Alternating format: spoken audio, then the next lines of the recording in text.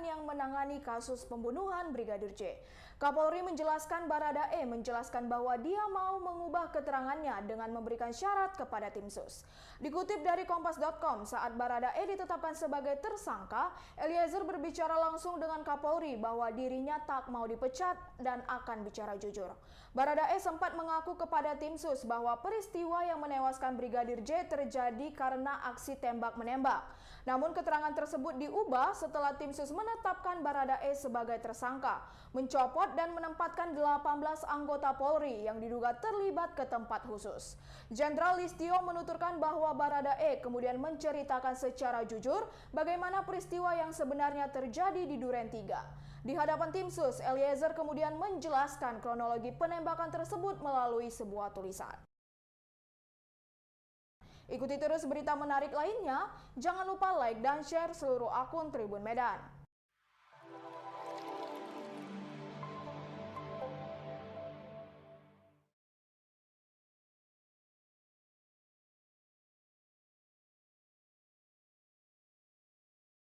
Pada saat rumah Magelang, kok sampai dibawa di rumah, nggak ada yang di rumah biasanya ada Suci, ada Ibu, ada Kuat, gitu.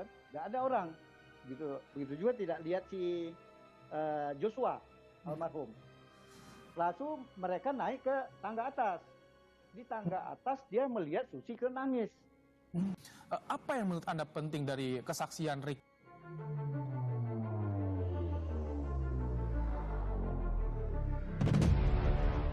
Ketua Komnas HAM Ahmad Taufan Damanik menyinggung soal terbukanya peluang Putri Chandrawati ikut melakukan penembakan terhadap Brigadir J. Dilansir Kompas.com, hal tersebut menurutnya berdasarkan sejumlah bukti dari otopsi ulang maupun uji balistik. Bukti-bukti menegaskan tidak hanya satu peluru yang mengenai tubuh Brigadir J. Yang melanjutkan diduga penembak ketiga merupakan orang yang berada di lokasi saat kejadian penembakan Brigadir J. Taufan Damanik pun membenarkan adanya peluang Putri Chandrawati ikut melakukan penembakan. Beberapa waktu lalu, Taufan pernah mengatakan bahwa pelaku penembakan Brigadir J atau Nofriansyah Yosua Huta Barat bisa saja lebih dari 2 orang. Akan tetapi Taufan mengatakan pelaku penembakan dalam kasus ini masih dalam perdebatan lantaran bukti yang ada hanya diperoleh dari keterangan para pelaku. Ikuti terus berita menarik lainnya, jangan lupa like dan share seluruh akun Tribun Medan. Rizal soal yang terjadi di Magelang, Pak Herman? Kalau menurut saya kesaksiannya itu masih juga tidak bisa hal-hal yang menggambarkan seperti apa yang selama ini. Gitu. Misalnya gini, dia sudah naik ke atas, setelah bertanya sama Kuat ada apa, kemudian dia naik ke atas, dia melihat ke kamar ibu. Nah, dia datang melihat kamar ibu, ibu baring di kamarnya. Ditanya sama Rijal, RR, ada apa Bu? Gitu. Dia jawab, tapi ibu tidak langsung menjawab ini, dia malah bertanya, Joshua di mana? Malah bertanya Joshua ya?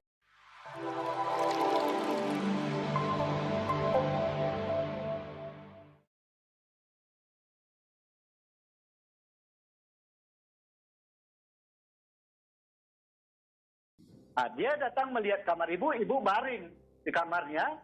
Ditanya sama Rijal, RR, ada apa Bu? Gitu. Dia jawab, tapi ibu tidak langsung menjawab ini, dia malah bertanya, Joshua di mana?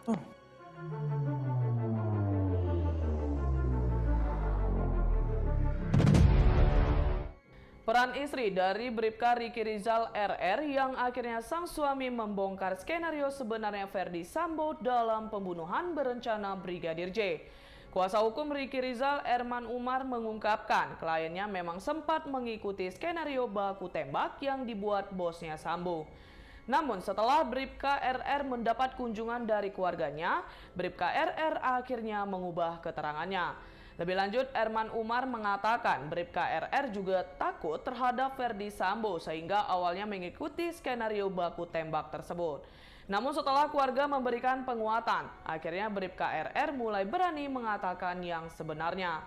Herman Umar menegaskan saat ini Bribka RR sudah mengungkapkan kejadian yang sesungguhnya dan tidak mengikuti skenario Verdi Sambo. Selaku pengacara, ia juga selalu mendorong Bribka Riki untuk terus jujur, termasuk pada saat menjalani pemeriksaan dengan lie detector atau alat pendeteksi kebohongan. Ikuti terus berita menarik lainnya, jangan lupa like dan share seluruh akun Tribun Medan. Dia datang melihat kamar ibu baring di kamarnya, ditanya sama Rizal, RR, ada apa Bu? Gitu. Dia jawab, tapi ibu tidak langsung menjawab ini, dia malah bertanya, Joshua di mana? Malah bertanya Joshua ya? Iya, malah bertanya Joshua di mana? Kondisinya seperti apa ibu saat itu? Ibunya baring di, memang kayak sakit gitu. Baring pakai satu bantal. Ada air mata, menangis atau bagaimana? Sedih atau bagaimana dari Riki Rizal keterangannya? Iya, karena dia cuma melongok di itu, jadi nggak tahu persis ya. Tapi yang jelas kan ya pasti terbawa dari omongan Susi, menangis gitu kan. Tentunya pada saat itu Janu tidak pasti ada perasaan ada apa kejadian. Tapi di dalam dan si RR tidak juga bertanya lagi karena diminta ibu Joshua-nya di mana. Baik. Tapi tahu soal dugaan pelecehan seksual ini, Riki Rizal? Tunggu dulu Pak. Baik, silakan Pak Herman.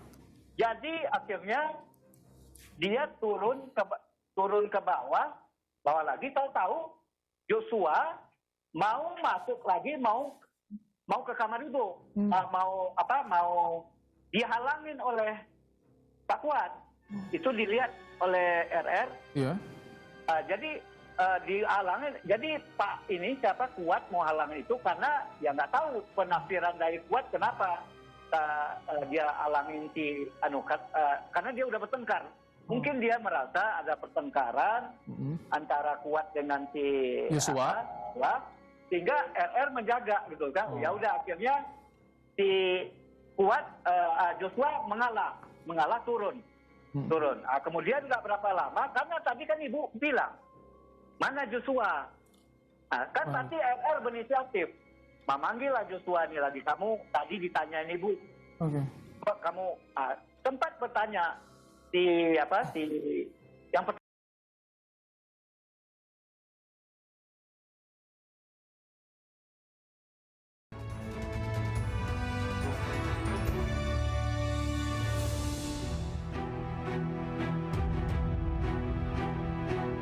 Pengakuan Bribka Riki dalam perannya soal kematian Joshua ditegaskan oleh pengacaranya Herman Umar. Herman menceritakan kronologi sejak kepulangan Bribka Riki bersama rombongan Putri Chandrawati dari Magelang, Jawa Tengah hingga tiba di rumah pribadi Verdi Sambo di Jalan Saguling. Menurut Herman, kliennya mengaku tidak mengetahui adanya peristiwa dugaan pelecehan seksual di Magelang. Bribka Riki sempat menghadap komandannya Irjen Verdi Sambo untuk ditanyakan apakah ia menyanggupi menembak Brigadir Joshua. Namun Bribka Riki mengaku tidak berani dan tidak kuat mental. Ia kemudian menyampaikan pesan komandannya untuk memanggil Barada Eliezer hingga akhirnya mereka semua diajak Putri Chandrawati untuk isolasi di rumah dinas. Di rumah dinas inilah tersangka Kuat Ma'ruf datang dan meminta Bribka Riki menghampiri Brigadir Joshua. Mereka kemudian menemui Verdi Sambo di ruang tengah rumah dinas. Di tempat ini juga sudah ada Barada Eliezer. Bribka Riki hanya ingat ucapan Sambo mengucapkan kata jongkok. Korban Joshua tidak mau dan mundur, bahkan sempat menanyakan maksud komandannya. Hingga akhirnya Baradae meletuskan tembakan ke arah dada Brigadir Joshua menggunakan senjata miliknya. Korban pun jatuh telungkup dekat tangga di depan kamar mandi. Membahas terkait pengakuan Bribka RR atas kasus pembunuhan berencana Brigadir Joshua, kami sudah terhubung dengan pakar hukum pidana Profesor Muzakir dan kuasa hukum Bribka RR Herman Umar. Selamat malam Bapak-bapak. Selamat malam. Baik, saya ke Pak Herman Umar terlebih dahulu. Pak Herman, sebenarnya apa tujuan klien Bapak akhirnya membuka seluas-luasnya bahwa dia bahkan menolak untuk disuruh menembak rekannya, yaitu Brigadir Joshua. Ada harapan jadi justice kolaborator di sini? Saudara, ini waktu disampaikan waktu dipanggil kamu oleh Pak Sambo di Saguling, kamu mengetahui nggak kejadian di Magelang? Bahwa nggak tahu Pak, karena ibu dilecehkan oleh Joshua. Dan kondisi Sambo menyampaikan itu dalam kondisi menurut si RR dia menangis dan kelihatan tergoncang. Kemudian pada saat itu, waktu ditanya saya tidak mengetahui Pak. Nggak ada saya mengetahui kejadian itu. Nah, kemudian langsung diminta oleh FS, kamu berani nggak nembak si Joshua? Saya tidak berani Pak, saya nggak kuat mental. Akhirnya kalau begitu ya udah coba kamu panggil Richard, RE. Pergi dia ke bawah, ya udah dia dipanggil Bapak. Dia tetap di bawah. Kemudian memang dia melihat kegoncangan di mukanya Sambo, kelihatan marah, kelihatan orang terguncang. Jadi yang kepikir sama Sambo, sama si RR, apa benar kejadian ini? Kemudian apa yang dia lakukan? Apakah benar-benar mau ditembak? Apakah tidak perlu diklarifikasi dulu terhadap Joshua? Itu yang di dalam pikirannya sambil duduk di bawah. Si RE sudah naik ke atas. Tidak berapa lama, dalam selang berapa lama muncul ibu menyatakan, ayo kita pergi ke rumah Duren 3 untuk isolasi. Karena mereka di Saguling itu, karena di luar kota, melakukan antigen apakah PCR. Walaupun sebenarnya yang berdua ini, RR dan Kuat Ma'ruf, dia tidak ikut melakukan PCR karena bagaimanapun dia tidak tinggal karena dia akan kembali ke Semarang, Magelang. Karena tugas dari dia sebagai ajudan adalah ditugaskan khusus menjaga anak dari FS yang sekolah 2 orang SMA Taruna di Magelang. Satu kelas 1, satu kelas 3. Berarti klien Anda mengetahui adanya rencana pembunuhan itu sejak kapan? Ya pada saat itu aja, pada saat di Saguling itu aja. Saguling setelah dia tanya, dipanggil, kamu tahu nggak ada kejadian di Magelang, ibu dilecehkan? Nggak tahu saya Pak. Jadi pada saat itu dia ditanya, dia bilang nggak tahu. Dan memang ada fakta selama ini yang kita ketahui, selama dia di Magelang, memang ada suatu kejadian tanggal 7 pada saat dia mengurus anaknya di luar, mengurus anaknya Sambo, masalah kebutuhan di sekolahnya, dia pergi sama RE, Richard. Berdua di tengah jalan dia ditelepon kembali, disuruh ibu, tapi tidak langsung ke RR. Dia telepon, ibu ini telepon ke Richard.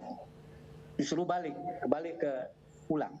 Sampai di rumah di Magelang, mereka berdua, Ricky melihat di bawah kosong rumah. Akhirnya naik ke tangga 2. Di tangga dia ketemu sama Kuat Ma'ruf. Kuat Ma'ruf kondisi kelihatan tegang, kelihatan panik. Pasti bertanya si RR, ada apa nih Om? Ada apa? Enggak tuh tadi si Joshua naik tangga, turun, saya tegur. Malah dia lari ke bawah. Baik, saya ke Prof. Muzakir. Prof. Muzakir, dengan pernyataan seperti ini bahwa Bribka RR ini sempat menolak untuk disuruh menembak rekannya, berarti bagaimana dengan pasal pembunuhan berencana yang dijatuhkan kepada Bribka RR?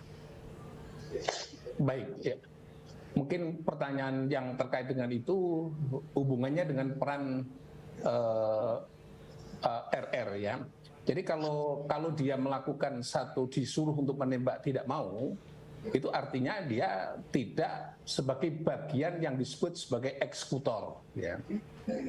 Kalau dia mau berarti akan menjadi eksekutor. Kebetulan dia tidak mau, kemudian dimintakan yang lain mau, berarti yang lain itu menjadi eksekutor. Nah, pertanyaannya adalah apakah kalau dia tidak mau itu termasuk bagian daripada pelaku atau tidak? Nah, dalam posisi itu, kalau tadi dilihat kronologinya sudah dijelaskan, berarti RR ini menunjukkan bahwa dia tidak setuju kalau terjadi adanya tindakan pembunuhan. Dan yang kedua adalah cuma pertanyaannya mengapa dia tidak segera melapor atau melakukan tindakan hukum agar supaya pembunuhan tidak terjadi. Ini yang menjadi masalah hukumnya, sampai seberapa sikap dia setelah dia menolak itu, apa yang harus dilakukan. Nah, ini yang tadi belum dijelaskan setelah itu. Baik, Jadi kalau misalnya... Baik, Ya. Pak Herman, silakan dijawab pertanyaan dari Prof. Muzakir. Oke Pak. Jadi pada saat itu kan sangat mendadak. Jadi setelah dia dipanggil, dia juga ikut shock. Wah, kok apa benar ini?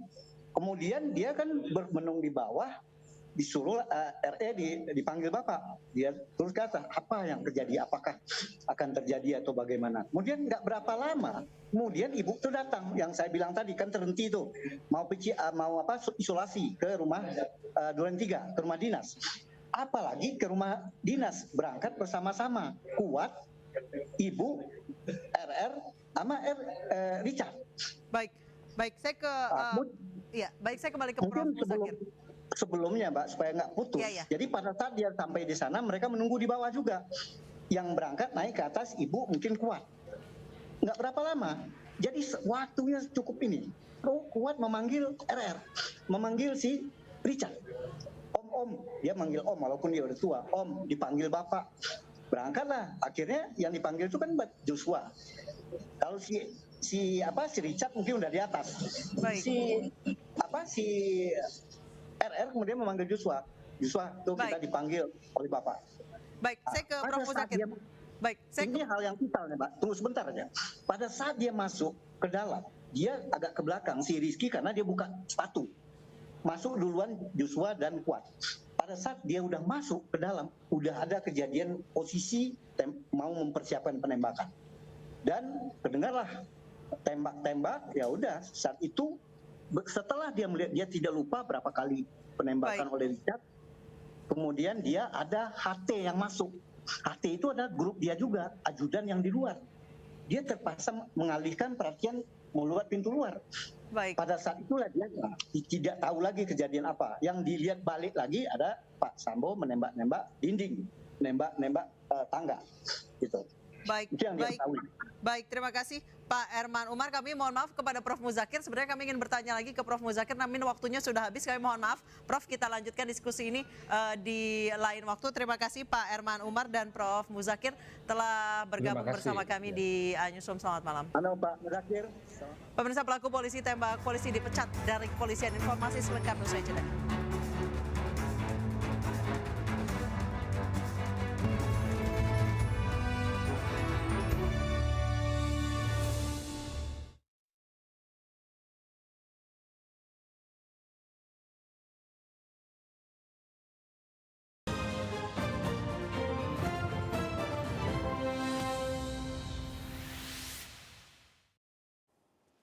Terima kasih Anda masih bersama kami pemirsa, dan kita lanjutkan perbincangan kita malam hari ini masih dengan Pak Bekto.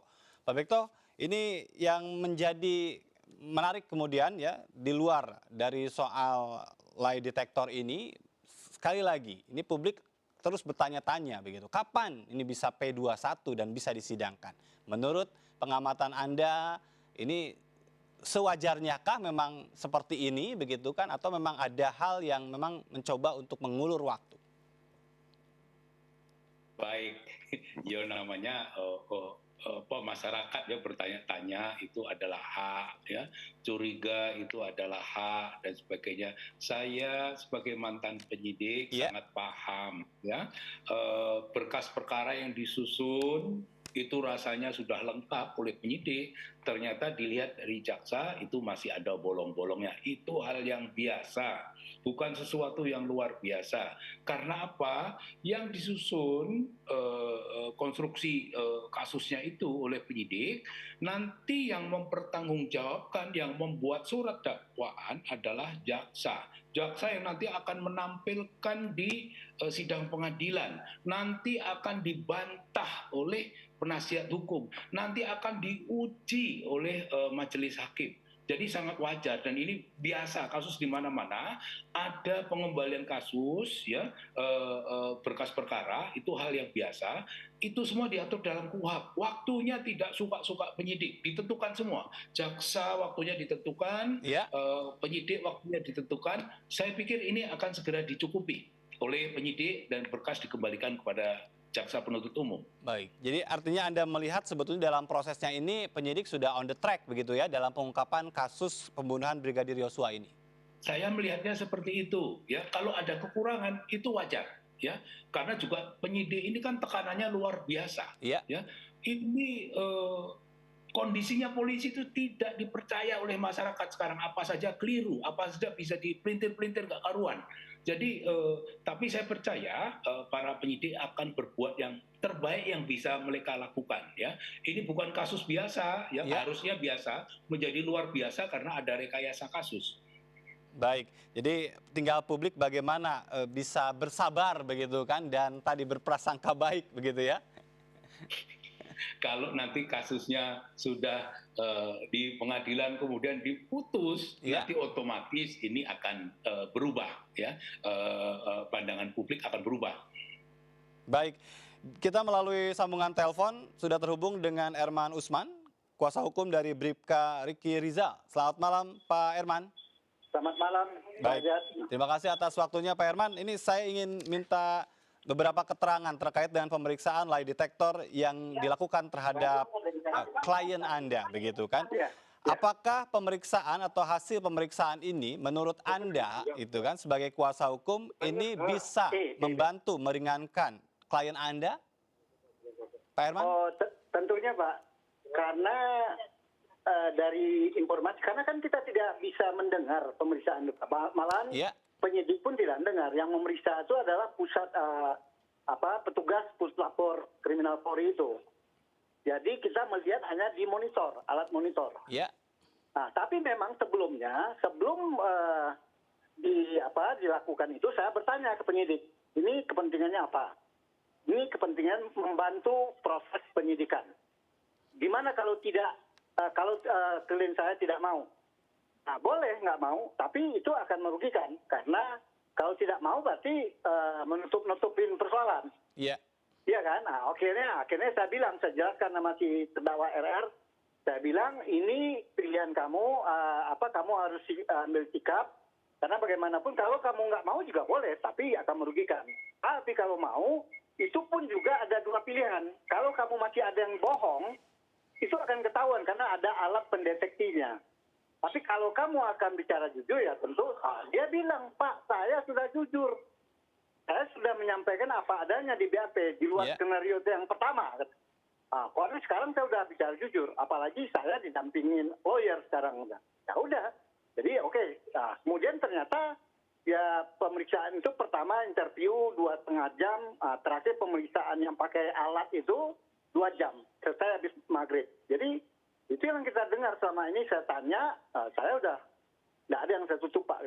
Kemudian besoknya saya dengar dari Humas bahwa mereka bicara jujur gitu, clean bicara jujur.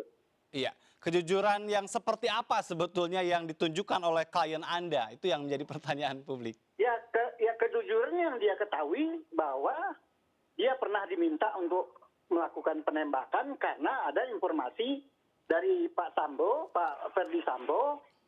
Dia bertanya Ferdi Sambo, mereka datang dari Magelang, ada kejadian apa di Magelang? Dia menjawab, saya tidak tahu Pak. Karena memang waktu itu nggak ada berita selama di Magelang ada pelecehan. Memang ada kejadian-kejadian yang kayak bertengkar antara Joshua dan Kuat. Iya. Baik. Jadi tidak ada ucapan masalahnya, sehingga memang benar dia tidak tahu. Jadi kaget ya pada saat Pak Sambo menyampaikan kejadian di sana adalah ibu dilecehkan oleh Joshua. Seberapa kesesuaian antara klien Anda dengan keterangan tersangka lain, sepengetahuan Anda? Oh, ya pasti beda-beda visi, Pak. Karena yang Kuat sama Susi gitu kan, memang dia di rumah. Iya. Kalau si Joshua ada di rumah juga, tapi dia dipertanyakan pertama, kenapa kamu dengan Pak Kuat? Mau tahu tuh Bang. saya marah-marah terus Pak Kuat. Kalau Pak Kuat ditanya, nggak tahu si mencurigakan, naik tangga, turun tangga. Saya tanya, saya tegur, dia lari. Oke. Jadi hanya itu yang dia yang berbeda-beda. Sementara tentunya kesaksian ibu lain lagi gitu kan. Tentu kesaksian ibu dia merasa korban, dia menyampaikan seperti itu. Yang waktu zaman saya beberapa hari yang lalu konfrontir, ya tentu beda-beda orang menyampaikannya. Baik. Jadi tidak di satu forum tempat yang sama-sama melihat, sama-sama ini, jadi beda-beda gitu. Baik, jadi artinya sebetulnya dalam konteks ini Anda menerima ya klien Anda diperiksa dengan menggunakan alat lie detector? Menerima, setuju saya. Karena kalau memang itu kan menguntungkan dia gitu. Kalau memang dia Menguntungkan klien Anda? Iya, menguntungkan. Artinya kalau dia sudah bicara jujur, kan nggak mungkin dia akan terdeteksi bahwa dia bohong kan. Baik, ini Pak Bekto ini ya, ini bisa dimaknai justru menjadi strategi menguntungkan tersangka begitu. Bagaimana Pak Bekto? Lie detector ini bisa dimanfaatkan oleh penyidik polisi ya, bisa juga dimanfaatkan oleh lawyer. Nah, ini sekarang ini Mas Herman ini memanfaatkan ini, bisa dimanfaatkan oleh jaksa. Misalnya kalau jaksa dalam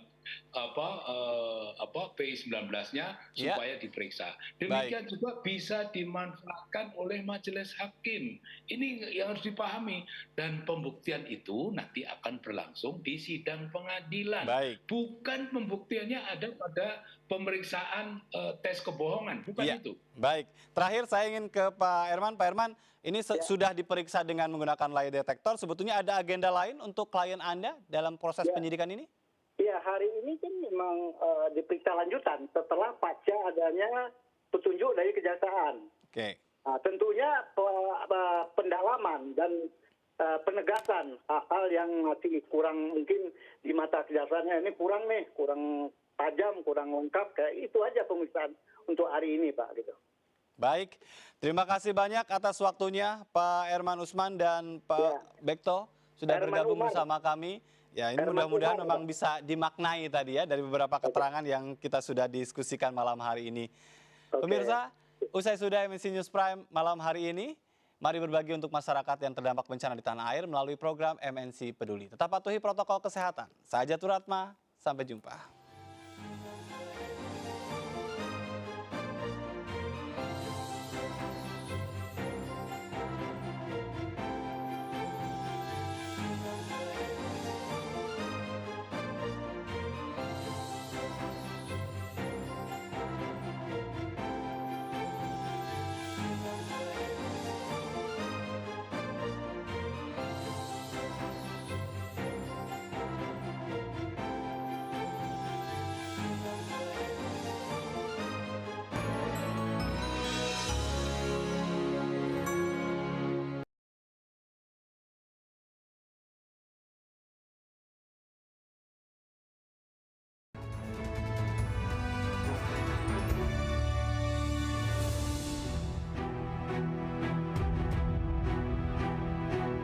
Pengakuan Bribka Riki dalam perannya soal kematian Joshua ditegaskan oleh pengacaranya Erman Umar. Erman menceritakan kronologi sejak kepulangan Bribka Riki bersama rombongan Putri Chandrawati dari Magelang, Jawa Tengah, hingga tiba di rumah pribadi Ferdi Sambo di Jalan Saguling. Menurut Erman, kliennya mengaku tidak mengetahui adanya peristiwa dugaan pelecehan seksual di Magelang. Bribka Riki sempat menghadap komandannya Irjen Ferdi Sambo untuk ditanyakan apakah ia menyanggupi menembak Brigadir Joshua. Namun Bribka Riki mengaku tidak berani dan tidak kuat mental. Ia kemudian menyampaikan pesan komandannya untuk memanggil Barada Eliezer hingga akhirnya mereka semua diajak Putri Chandrawati untuk isolasi di rumah dinas. Di rumah dinas inilah tersangka Kuat Ma'ruf datang dan meminta Bribka Riki menghampiri Brigadir Joshua. Mereka kemudian menemui Ferdi Sambo di ruang tengah rumah dinas. Di tempat ini juga sudah ada Barada Eliezer. Bribka Riki hanya ingat ucapan Sambo mengucapkan kata jongkok. Korban Joshua tidak mau dan mundur, bahkan sempat menanyakan maksud komandannya. Hingga akhirnya Baradae meletuskan tembakan ke arah dada Brigadir Joshua menggunakan senjata miliknya. Korban pun jatuh telungkup dekat tangga di depan kamar mandi. Membahas terkait pengakuan Bribka RR atas kasus pembunuhan berencana Brigadir Joshua. Kami sudah terhubung dengan pakar hukum pidana Profesor Muzakir dan kuasa hukum Bribka RR Erman Umar. Selamat malam Bapak-bapak. Selamat malam. Baik, saya ke Pak Zakir.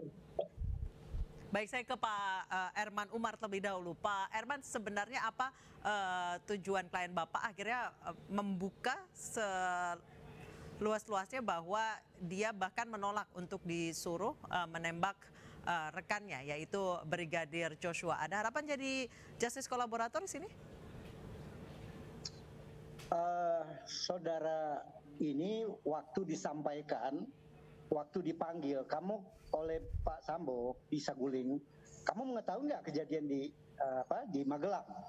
Bahwa nggak tahu Pak, karena ibu dilecehkan oleh Joshua. Dan kondisi Sambo menyampaikan itu dalam kondisi menurut si RR dia menangis dan kelihatan tergoncang. Kemudian pada saat itu, waktu ditanya saya tidak mengetahui Pak, nggak ada saya mengetahui kejadian itu. Nah, kemudian langsung diminta oleh PF, FS, kamu berani nggak nembak si Joshua? Saya tidak berani Pak, saya nggak kuat mental. Akhirnya kalau begitu ya udah coba kamu panggil Richard, RE. Pergi dia ke bawah, ya udah dia dipanggil Bapak. Dia tetap di bawah. Kemudian memang dia melihat kegoncangan di mukanya Sambo, kelihatan marah, kelihatan orang terguncang. Jadi yang kepikir sama Sambo, sama si RR, apa benar kejadian ini? Kemudian apa yang dia lakukan? Apakah benar-benar mau ditembak? Apakah tidak perlu diklarifikasi dulu terhadap Joshua? Itu yang di dalam pikirannya sambil duduk di bawah. Si RE sudah naik ke atas. Tidak berapa lama, dalam selang berapa lama muncul ibu menyatakan, ayo kita pergi ke rumah Duren 3 untuk isolasi. Karena mereka di Saguling itu, karena di luar kota, melakukan antigen apakah PCR. Walaupun sebenarnya yang berdua ini, RR dan Kuat Ma'ruf, dia tidak ikut melakukan PCR karena bagaimanapun dia tidak tinggal karena dia akan kembali ke Magelang. Karena tugas dari dia sebagai ajudan adalah ditugaskan khusus menjaga anak dari FS yang sekolah 2 orang SMA Taruna di Magelang. Satu kelas 1, satu kelas 3. Berarti klien Anda mengetahui adanya rencana pembunuhan itu sejak kapan? Ya pada saat itu aja, pada saat di Saguling itu aja. Saguling setelah dia tanya, dipanggil, kamu tahu nggak ada kejadian di Magelang, ibu dilecehkan? Nggak tahu saya Pak.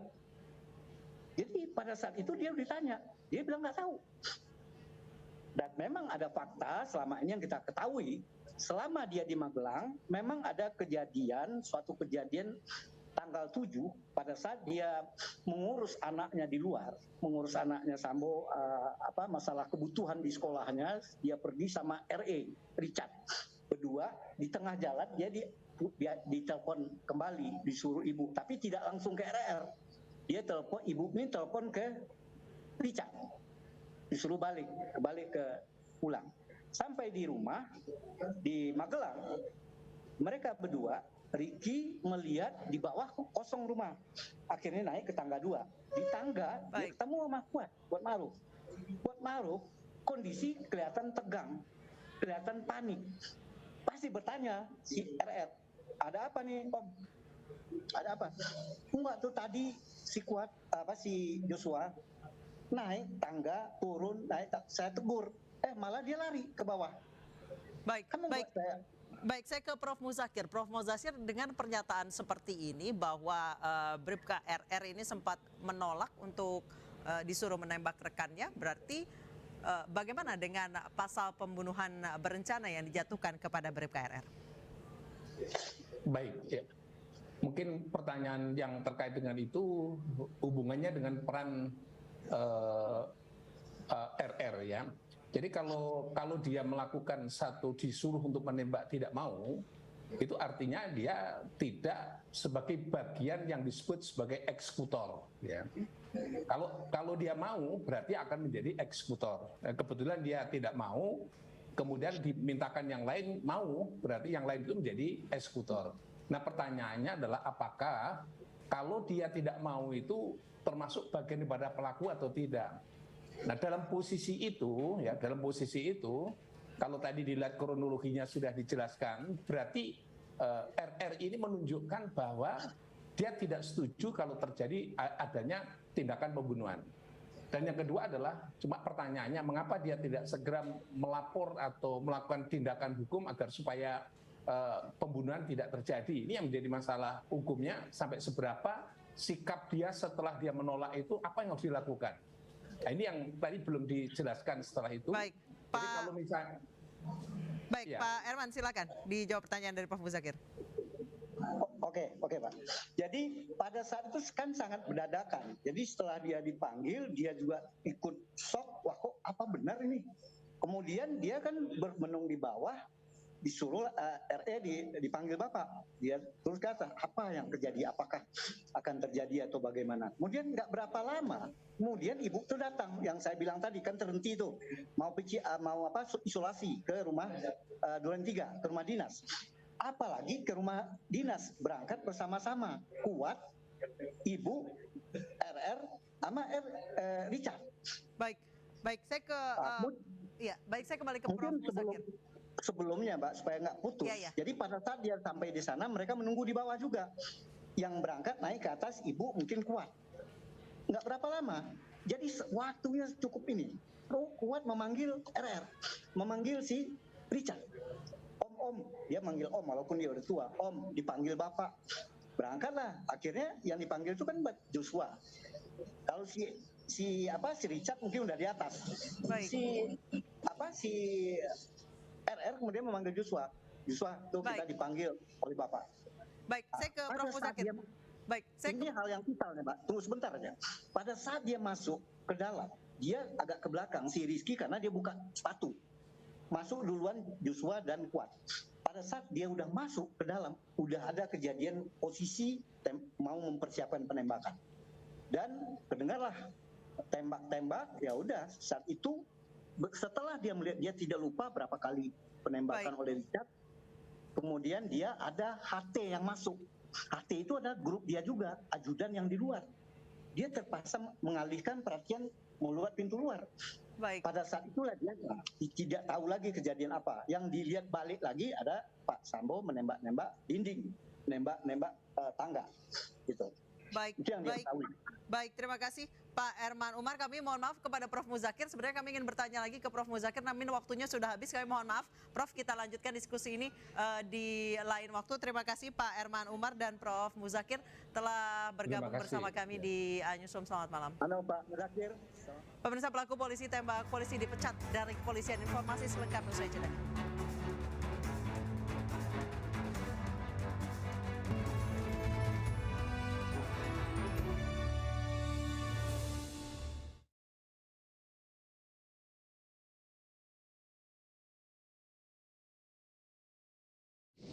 Saudara, Deoli Payumara adalah orang yang pertama kali membujuk Eliezer dan juga kemudian menyaksikan Eliezer mengubah BAP-nya dari BAP rekayasa pada waktu itu menjadi BAP yang dianggap saat ini sebenarnya.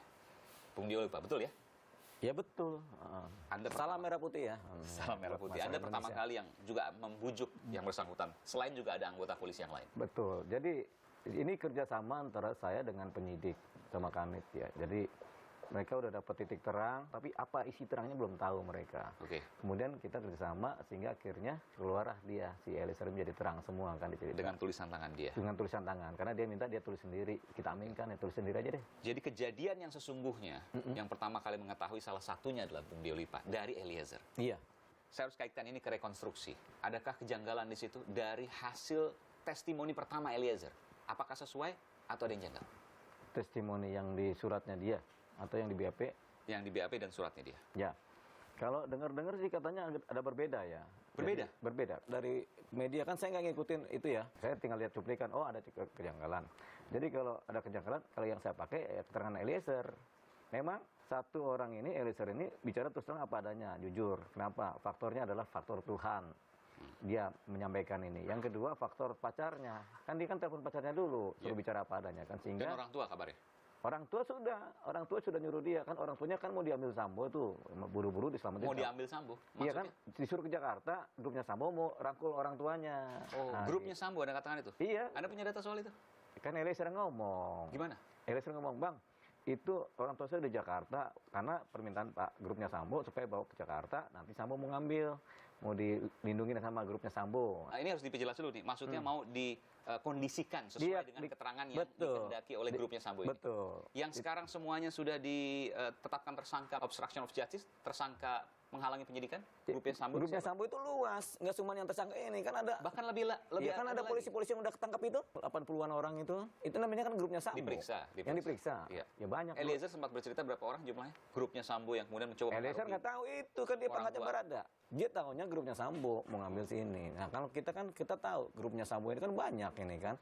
Ketika orang tuanya Eliezer ini dibawa ke Jakarta, waktu itu Eliezer masih lepas. Nah, Eliezer kemudian berpikir, jangan-jangan mau dijebak nih orang tua saya.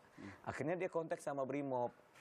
Nah, kesatuannya supaya tolong selamatkanlah si orang tua saya ini. Akhirnya sama Brimob dibawalah ke kos-kosan, dijaga oleh Brimob. Oh, dari situ kemudian dibujuk dan sebagainya. Iya, kemudian saya konfirmasi dong. Saya konfirmasi kebenaran data ini ke Sespri Dankor Brimob. Teman, iya Bang, kami yang amankan, udah aman. Oh, Anda coba konfirmasi. Iya dong, kan saya punya jaringan. Kemudian keluarganya ini juga mungkin bicara sama ini via telepon. Kan waktu dia masih bebas, masih kelayapan kan. Jangan ikuti skenario, ikuti neneknya. Dia masih goyang tuh. Jangan ikuti skenario, ikuti yang sebenarnya saja. Itu orang tua sampaikan. Orang tuanya ngomong begitu ke Eliezer, kata Eliezer kan. Pacarnya juga kemudian menyampaikan. Kemudian ketika telepon pacarnya kan dia nggak punya handphone. Ketika ada saya kan ada Brimob nih. Udahlah ngobrol pakai teleponnya Brimob, anggota Brimob yang ada di ruangan. Nah, akhirnya pakai salah satu anggota Brimob. Telepon ke pacarnya. Ngobrol panjang mereka. Pacarnya sih bilang, ya udah ngomong apa adanya ke Bang Olid. Barulah kemudian yang menulis itu. Ya, kemudian terbuka, dia tulis itu semua. Jangan ikuti skenario, ikuti neneknya. Dia masih goyang tuh. Jangan ikuti skenario, ikuti yang sebenarnya saja. Itu orang tua sampaikan. Orang tuanya ngomong begitu ke Eliezer, kata Eliezer kan. Pacarnya juga kemudian menyampaikan. Kemudian ketika telepon pacarnya kan ngobrol panjang mereka. Pacarnya sih bilang, ya udah ngomong apa adanya ke Bang Olid. Barulah kemudian yang menulis itu. Ya, kemudian terbuka, dia tulis itu semua. Nah, salah satu poin yang disampaikan adalah kecurigaan dia mengenai hubungannya antara Kuat sama Putri. Kuat Ma'ruf, supir, dengan Ibu Putri. Dia menyampaikan itu? Dia menyampaikan ke saya, Bang, saya kayak ada curiga dikit. Tapi saya nggak tahu ya, Bang ya. Tapi saya disampaikan? Curiga aja sama Kuat sama Putri karena mungkin terlalu dekat kali hubungannya kan. Kuat 10 tahun kalau tidak salah. Ya, Kuat sama Putri kan hubungannya 10 tahun. Kalau Yosua sama Putri cuma 2 tahun. 2 tahun. Eliezer 8 bulan. Dari 8 bulan itu mengamati Eliezer mengatakan itu ada kecurigaan antara Kuat Ma'ruf dengan Ibu Putri. Meskipun ini belum pernah diselidiki karena memang yang dianggap adalah bahkan Komnas HAM terakhir juga mengatakan bahwa ada dugaan pelecehan dari Yosua kepada Ibu Putri. Pada 7 Juli tahun 2022 sekitar pukul 00 WIB adanya perayaan hari ulang tahun pernikahan saudara FS dan PC. Pada tanggal yang sama terdapat dugaan kekerasan seksual yang dilakukan oleh Brigadir J terhadap saudari PC, di mana saudari FS pada saat yang sama tidak berada di Magelang. Komnas HAM ini terlalu berani, ya kan? Terus apalagi dia bilang kami menduga ada dugaan dari lembaga resmi nggak boleh disampaikan. Tapi Anda kan juga menduga juga. Beda dong, dia kan lembaga negara. Kalau kita pengacara boleh bilang curiga dan duga, tapi kalau Komnas HAM jangan sampai menduga. Menduga itu kan proporsinya kan cuma 20-50% suatu keadaan potensi kejadian terus dia sampaikan ke publik. Bahaya. Itu ngomongnya ke abang aja atau ke pihak polisi juga, ke penyidik juga? Dia nggak berani ngomong. Karena ini kan bukan faktual ya. Ini curiga. Jadi curiga ke abang aja ini? Iya, itu kan curiga perasaan. Kalau dari awal abang sudah menggambarkan Eliezer sendirian melawan 4 tersangka, betul ya? Betul. Bahaya dong, artinya tinggal kemudian satu langkah lagi, semua keterangan yang jujur kemarin bakal berubah di persidangan. Iya, itu kan pikiran kita. Kalau kita logis tapi kan? Logis, tapi kalau kita punya Tuhan, selalu ada terang-terang Tuhan menyinari. Eliezer ini kan bicaranya jujur. Satu orang kalau bicara jujur dan sempurna, itu mengalahkan omongan-omongan setan, omongan-omongan iblis. Baik, karena saya mau tunjukkan ya, ada 2 rekonstruksi yang berbeda yang kemudian disampaikan oleh polisi. Yang pertama rekonstruksi asli di mana tidak ada proses penembakan dari Verdi Sambo ke Yosua. Di animasi 3 dimensi ada hal tersebut. Artinya Verdi Sambo tidak mengakui bahwa ia menembak Yosua. Meskipun mungkin dari keterangan yang lain, ada saksi ahli, bukti-bukti yang lain, polisi menyimpulkan hal yang lain. Ada penembakan terhadap Brigadir Joshua dari Verdi Sambo. Ini dua hal yang berbeda. Ditambah nanti keterangan Eliezer yang mungkin berbeda saat persidangan. Apa yang bakal terjadi? Jadi gini, keterangan animasi yang buat polisi. Betul. Rekonstruksi yang sekarang yang buat polisi juga. Iya, tanpa paksaan, tapi kalau nggak mau ya akan dilakukan penggantian pemeran atau tidak. Tapi kan dua rekonstruksinya berbeda dari polisi yang sama. Betul. Ya bebas aja sih, namanya cuma rekonstruksi kan. Yang ada nanti di persidangan, fakta-fakta nanti kan. Ada kekhawatiran nggak sih kalau seandainya tiba-tiba berbelok 180 derajat? Saya tunjukkan misalnya kasus Munir yang ramai-ramai kemudian menarik BAP. Ada juga kasus Marsinah yang akhirnya kesemuanya adalah banyak dari para terdakwanya yang bebas. Mungkinkah ini terjadi di kasus pembunuhan Brigadir Joshua? Kalau di kasus pembunuhan Joshua nggak mungkin terjadi. Anda yakin nggak mungkin terjadi? Nggak mungkin, karena itu udah ada fakta-fakta, ada tembok yang kena tembak, ada sarung tangan yang sudah disita, kemudian ada pengakuan ini, ada korbannya mati, ada yang melihat kan begitu kan. Terus ada foto geletaknya, itu kan fakta. Meskipun bisa saja kembali ke skenario awal, ada pelecehan, tembak-menembak, lalu kemudian tidak ada pembunuhan berencana dan seterusnya. Nggak mungkin itu. Membela diri. Itu udah selesai yang skenario awal itu. Itu juga kan nggak masuk dalam BAP di kejaksaan. Kan jaksa juga bukan orang bodoh. Jaksa kan menilai dari awal. Makanya kenapa keterangan-keterangan atau BAP yang dikirimkan ke kejaksaan dibalikin lagi. Kenapa jaksa berani gitu? Karena masih fiksi, masih menduga-duga. Sampai saat ini memang sulit kasusnya. Sulit karena sudah dihancurkan itu fakta-fakta di lapangan kan, sama skenario cerita saksi-saksi juga kan udah berobong semua. Makanya saya udah bilang motif itu nggak penting, yang penting peristiwa hukumnya baru diolah di persidangan. Dari semua yang Anda lihat sampai hari ini, sampai detik ini, adakah yang Anda khawatirkan terkait dengan penanganan kasus ini untuk keadilan ke depan? Atau Anda yakin bahwa ini akan berjalan sesuai dengan keadilan? Ini akan berjalan sesuai keadilan. Anggaplah si Sambo itu lolos dari hukuman berencana, dia pembunuhan biasa. Tapi kan kalau dia bilang dia nggak nembak, cuma nyuruh, kan dia nyuruh kan diakuin oleh dia kan. Tapi nyuruh kan belum tentu itu pembunuhan berencana. Apakah itu bisa dikategorikan itu pembunuhan tidak ada perencanaan sebelumnya? Nyuruh itu adalah pembunuhan berencana. Bagian itu menurut Anda, meskipun bisa nanti yang lain. Kan di belakang menyuruh kan ada cerita, selalu ada cerita kan, itu namanya pembunuhan berencana. Tembak-tembak itu kan sudah merencanakan kan. Nah, jadi ketika dia masuk unsur pembunuhan berencana, apalagi dia adalah pejabat negara, ya apalagi dia adalah kadipropam, hukumannya kan diperberat sepertiga.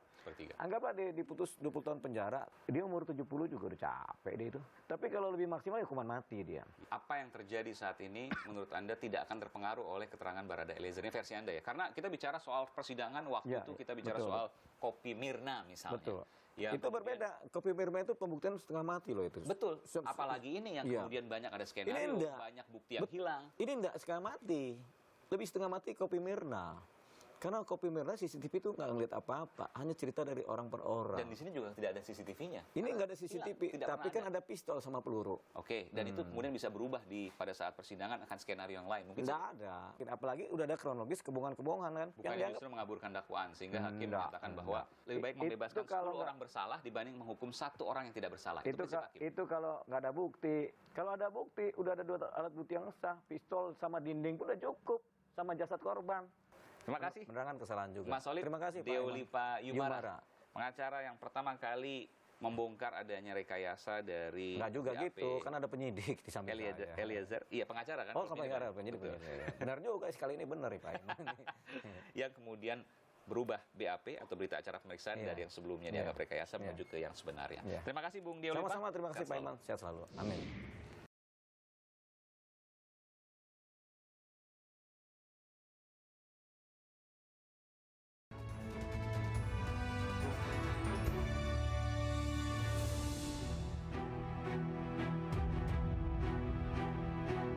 Pengakuan Bribka Riki dalam perannya soal kematian Joshua ditegaskan oleh pengacaranya Erman Umar.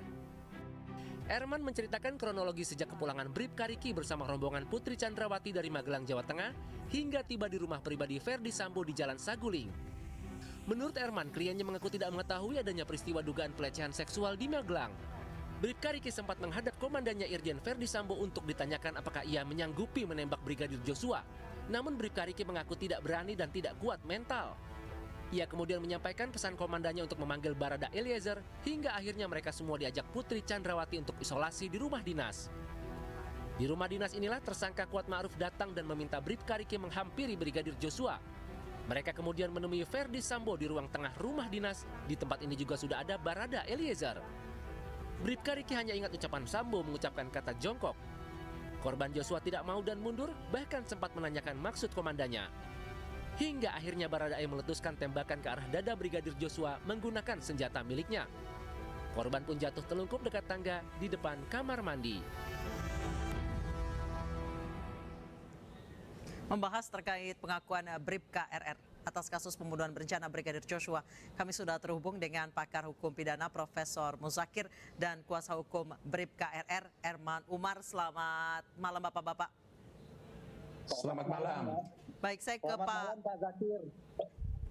Baik, saya ke Pak Erman Umar terlebih dahulu. Pak Erman, sebenarnya apa tujuan klien Bapak akhirnya membuka luas-luasnya bahwa dia bahkan menolak untuk disuruh menembak rekannya, yaitu Brigadir Joshua. Ada harapan jadi justice kolaborator di sini?